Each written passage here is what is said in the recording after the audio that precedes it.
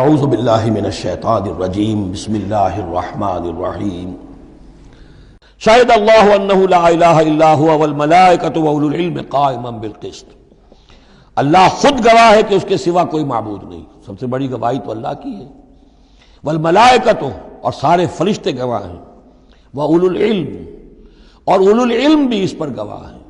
یہ اولو العلم جو ہے، اولو الالباب، اولو العلم الذین یعقلون، یہ وہ لوگ ہیں کہ جو ان کائناتی آیات کے حوالے سے اللہ کو پہچان لیتے ہیں اور اس کو مان لیتے ہیں کہ وہی معبود برحق ہے۔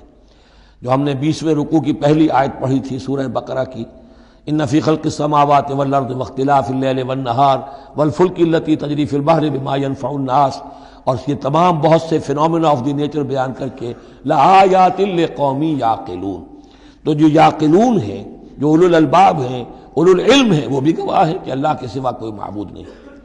لیکن یہاں جو اہم ترین لفظ ہے وہ اب آ رہے ہیں، قائما بالقسط، وہ قسط اور عدل کا قائم کرنے والا ہے۔ وہ جو میں نے کل عرض کیا تھا کہ ہم بھی سمجھتے ہیں کہ اللہ عدل قائم کرتا ہے اور عدل کرے گا، البتہ یہ کہ اہل سنت کے نزدیک یہ کہنا جو ہے سوء ادب ہے کہ اللہ پر عدل کرنا واجب ہے، اللہ پر کسی شے کا وجوب نہیں۔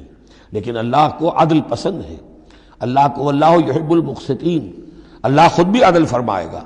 لا الہ الا هو العزیز الحکیم، اس کے سوا کوئی معبود نہیں ہے، وہ زبردست ہے، کمال حکمت والا۔ ان الدین عند اللہ الاسلام، دین تو اللہ کے نزدیک پسندیدہ اور اللہ تعالیٰ کے ہاں منظور شدہ دین ایک ہی ہے، وہ الاسلام ہے۔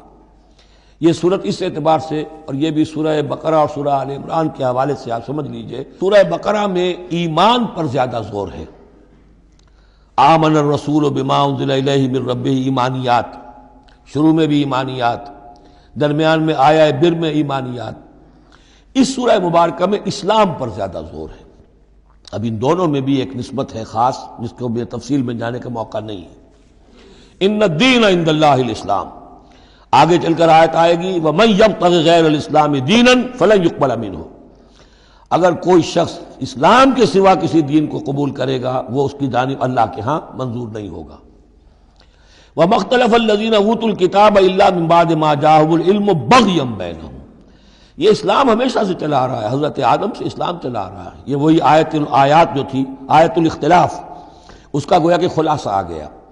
اور جن لوگوں نے اختلاف کیا ہے، یہ پگڈنڈیاں نکالی ہیں، غلط راستوں پر مڑ گئے ہیں، تو یہ اس کے بعد کہ ان کے پاس علم آ چکا تھا، اور اصل سبب بغیم بینہم، ضدم ضدہ، دی ارج ٹو ڈومینیٹ۔